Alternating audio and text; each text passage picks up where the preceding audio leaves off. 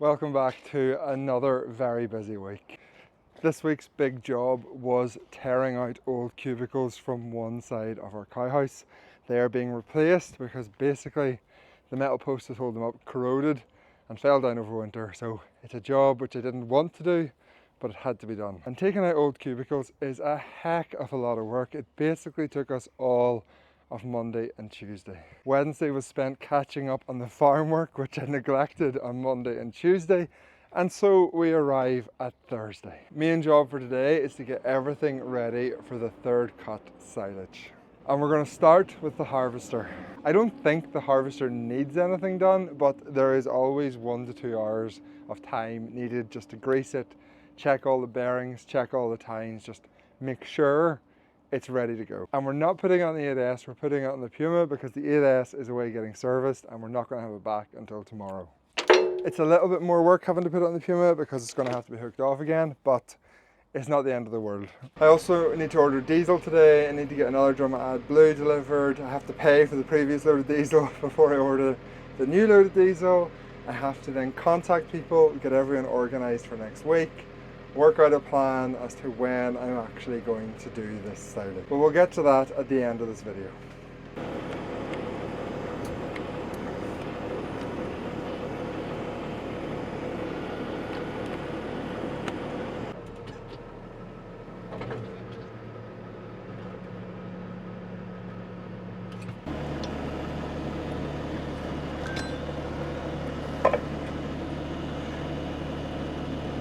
Now I need to find a pair of pliers to change the PTO shaft over and we're ready to go hook on the harvester. It's a very good system for changing the PTO. It's just like a squeezy ring, I don't know what you call these, circlip.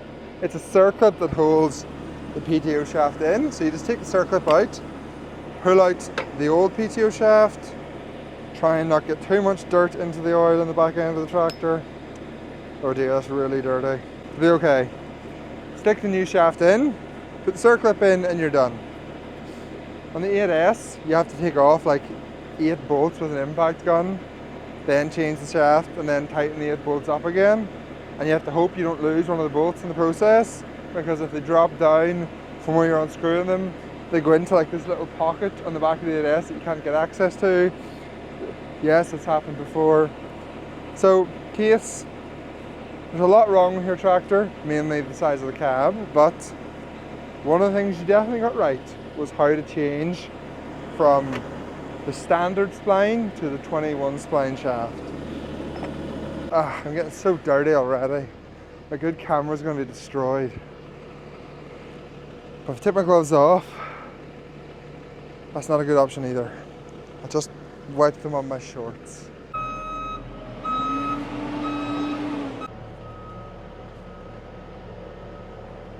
From memory, the 8S leaves the harvester too high for the Puma, so I'm going to have to get out and drop it down. If you want to hook the cattle tiller off the 64 and then take a couple of bags of meal and feed the cows around the fields, and then whenever you come back you can park the 64 at the parlour and give it a wash. I think the sponge and all is there. I'll let you put the pin in.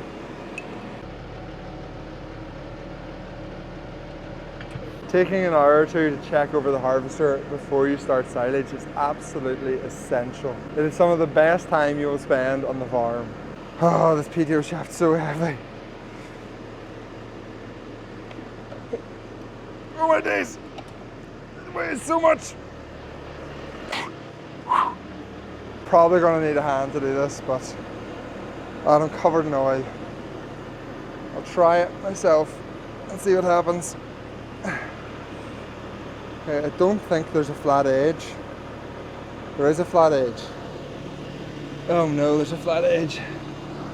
Okay, I think I see it. No, this is not happening on my own. Oh, yes. This might actually work. You know what? I need to oil that. I need to get some oil. WD-40, sponsor me.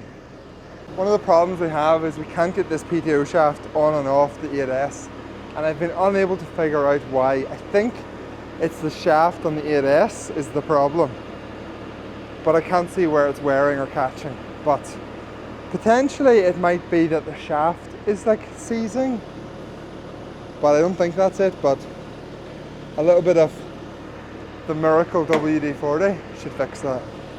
Oh my god, it's so tight. Okay, good. Now let's line up the guard. There we go.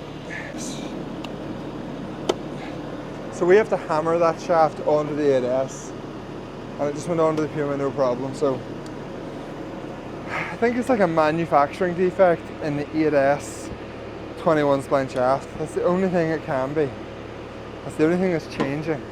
Final job is the Power Beyond pipes. Then I'm going to get cleaned up, change my gloves, go get the control box, and we'll get this harvester checked over and serviced. Hopefully this will not take that long. We said that last. We did say that. We said that time. yeah. It's like 6 hours later. I think I just jigged it. I think I checked the blades and there was none broken, so. Right. I think. So the blades are in really pretty good shape. They're actually still pretty sharp from the last day.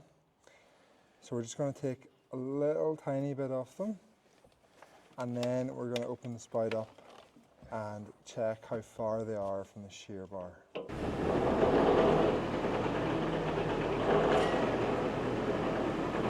Okay, sharpen these blades.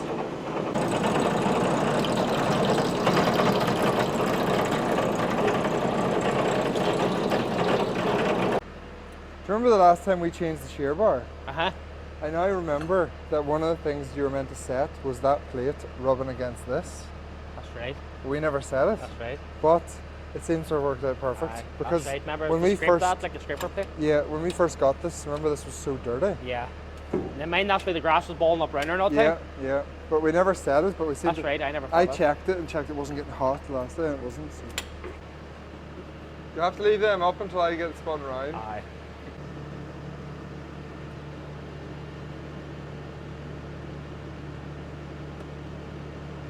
It looks straight.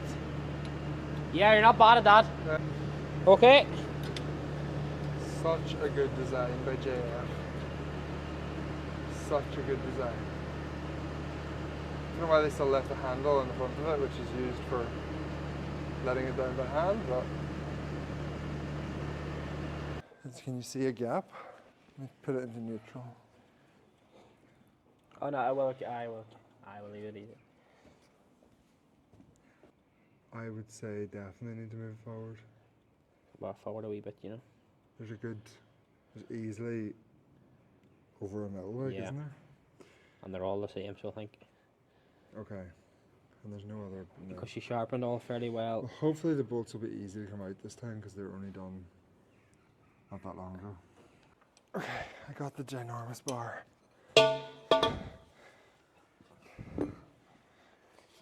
This is what we used the last time.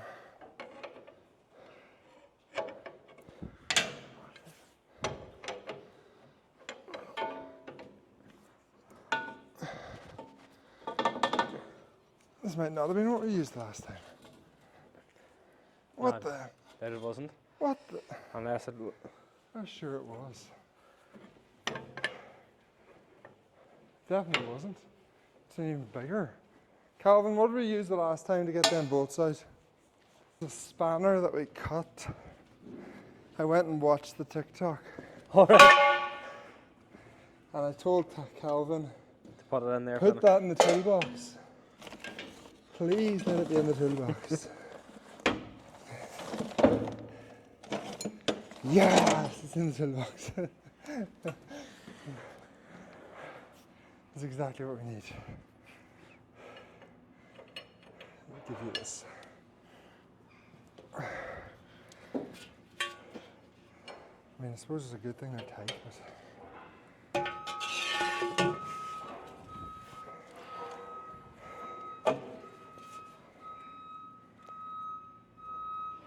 That's it.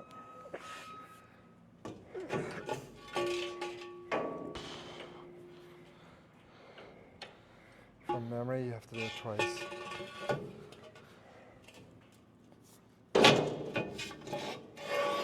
See this green algae's back. You may get your big famous TikTok back out here. But is it? I don't know. I don't No, know. just the satellite images show a wee bit, but not a lot. But it's totally natural. So, and like there's no fertilizer or slurry or anything. 90% of Canadians' lakes Yeah, have blue-green algae every year exactly. because the rocks are naturally high in phosphate. Yeah. Your man's just entirely using it for his own political gain. Sure, I don't know when I said it in a video like last October, that the whole reason for all of this, right there, we're going backwards, is for an independent environment agency. Aye. And what did your man say on the news yesterday? That they're going to make an independent environment agency. And enforcement.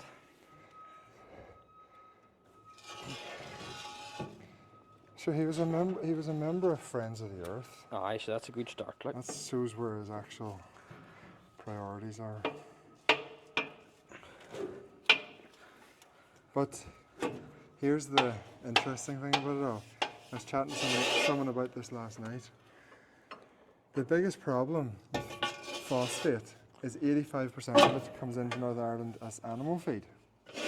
Yes. And poultry numbers have doubled in the last since 2012. Yeah. So that's You where all get the it extra phosphate is. Aye, Because they're all coming here now, like. terrified to talk about the real problem, they just put it on dairy farmers. Yeah, because he's stupid and says nothing. Yeah, exactly.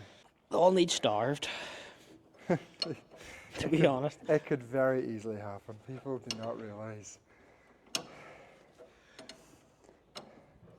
there's ever another war, we're screwed as a country.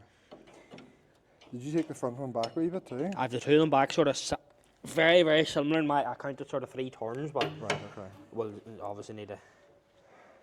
So, how loose do they need to be? Right and loose, or? Pretty loose, yeah. Do you want me to turn them and tighten them if you check her close, or just? Sure, we can do that, yeah. I would say that you're probably okay. Okay, that right Yeah, there? do the other side now. It's very, very close. I mean, it is. It is like rubbing on one blade close. But I actually think it's okay. I was just spinning around freely there, it's not catching it really, is it? No, No, so. it's very close. No, I think that's good. Well, I'm hoping that we can literally jam this pit to the roof. I don't have to open it again. I'm hoping it doesn't fit, to be honest, but I imagine it will. We're not cutting tanners, Aye. so it has to go in, and then the fourth cut as well. So But cutting it right in there, he's coming here. Eden there, he's coming here, yeah. William will be very unhappy about that, but But sure, there's lots of bales over there. Use up them bales and we we can get that buy pit empty. bales. We can buy bales. Aye, as at well. least if you buy sedage, buy it for over there. Yeah, exactly. See, I think if you take them bolts totally out, the whole drum lifts up, Aye, yeah. and then you take the bearings off. Take the then. bearings off then. Look at them oil harvesters, like, it's wild bad if you can't get going a couple of hours in the field with these harvesters, like.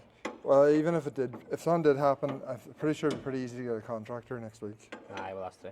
There's not too many men got silage left to do. No, that's good there, we can tighten on up with that. I should use my brain and take this PTO shaft off. Bar now then, the big bar. Well, we'll use this to tighten it. This one. Will that tighten it enough to do? Yeah, well, the idea of this is that it's the right length so that they torque correctly. All right, okay.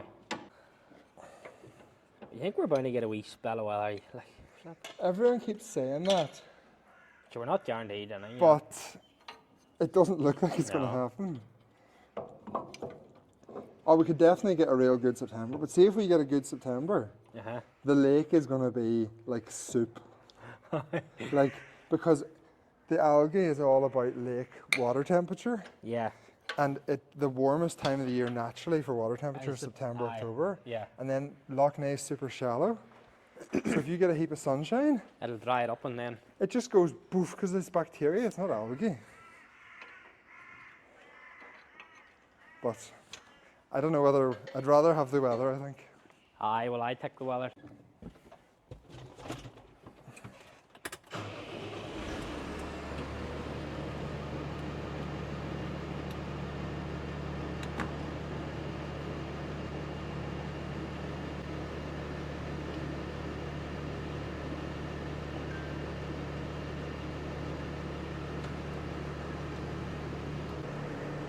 Well, start it up and give it a run. Yeah. Right, here we go. Just the rail a wee bit.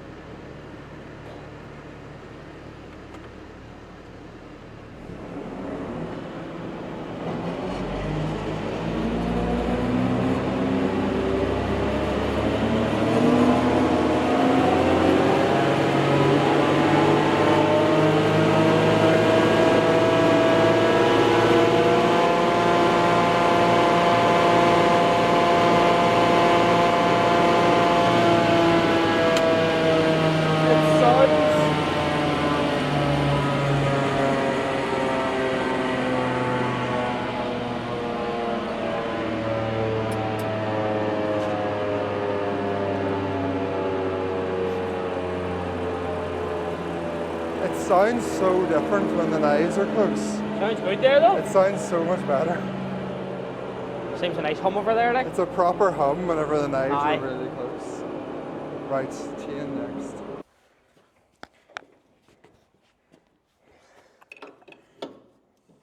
So it's going down. Should just fall itself, shouldn't it? Aye. Do you want a hammer? Well, I can even screw this here. It should. Oh yeah, put it down. That's already tight. Right.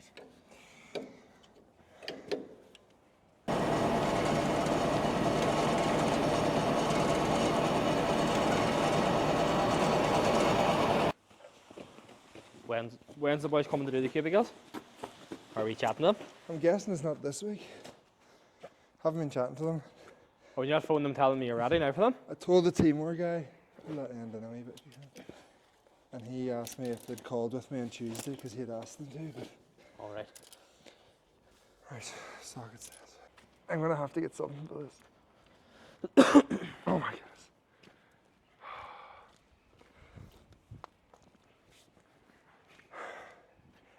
Nothing is ever simple. There's always problems. Maybe this socket will give me enough leverage. It's just so awkward. Ah, yes. It worked. I'm a genius.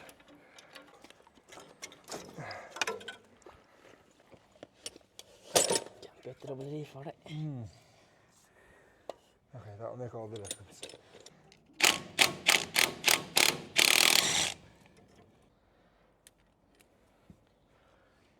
Problem will be getting it tightened.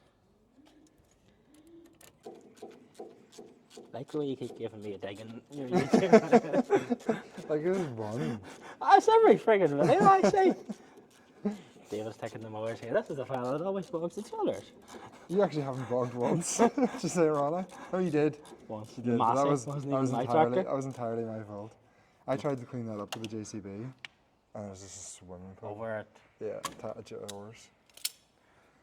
I nearly got stuck with the JCB. But the fill up or that we square fill the kettle a bit, actually tramped the net Where's that? where Ian bogged my tractor.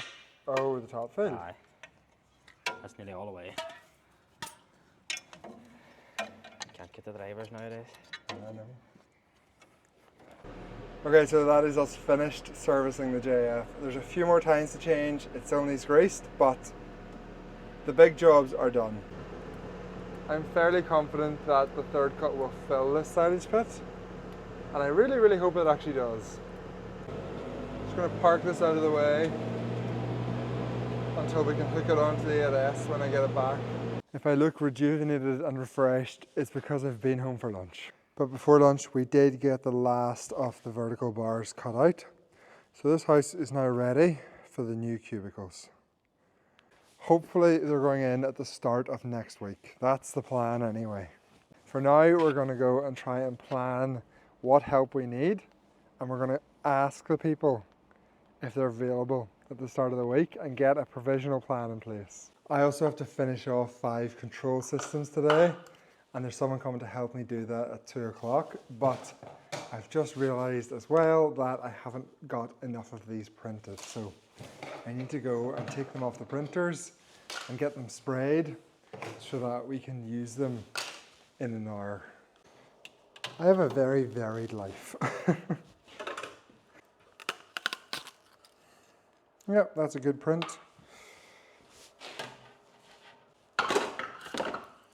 And that is also a good print. So after printing, we coat these in a clear lacquer just to make them easier to wipe dirt off. Okay, that should be dry in the next half hour. Okay, now let's plan our silage. So we're going to open up two weather forecasts, the BBC and the Met Office. Generally, the Met Office is over optimistic, and the BBC I find to be the more reliable at the minute. So we have some rain today. It just started raining outside. That checks out. Friday we have some rain in the afternoon. Saturday we have some rain in the morning and then a really nice evening on Saturday. Sunday we have a dry day. Monday has now switched from being a wet day back to a dry day on both forecasts. And then on Tuesday, basically dry all day, chance of a small shower, but it's very unlikely. And Wednesday, slightly more likely to see a shower, but it's still not going to be a big deal. Okay, so we have our plan for silage finished. We're going to start mowing on Monday morning, and we're going to start lifting the silage on Monday evening. And then acres wise, we will have 28 acres for Monday evening. We'll have 85 acres for Tuesday, and that will leave us with 76 acres for Wednesday. So that's the plan. You free to cart on Tuesday and Wednesday? Yeah. And Monday night? Yeah. Okay, perfect. I've just worked it all out. We have 184 acres today. Just talking, somebody. I was talking to my camera.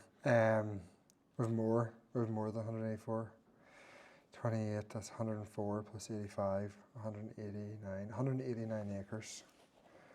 That is a lot of grass. Putting on these milk carton bottles doesn't actually take that long, but it's one of them jobs that no one can ever be bothered to do. But it should be done in about 10 minutes. That's milk carton bottles done as well, and Calvin is now going to take the JCB and go and fix up a lane we have to cart down because we have 30 acres to come out and it's unbelievably rough and bumpy, so it'll be much easier for the people carting if the lane's fixed. So he's going to get on with that. There is loads more to do to prepare for silage. I'm going to change the blades in the mower. I'm going to probably do that on Saturday. The JCB needs washed. I still have to go collect the 8S and get it hooked onto the harvester. But for the scope of this video, I've recorded enough footage. That's going to be silage prep for third cut 2024. But just before we finish this video, let's go and take a look at what we're actually going to be cutting. Now, I did go and check the third cut about a week ago, but there has been a heck of a lot of growth in the last week. So I'm as curious to see as all of you. Let's get out and take a closer look.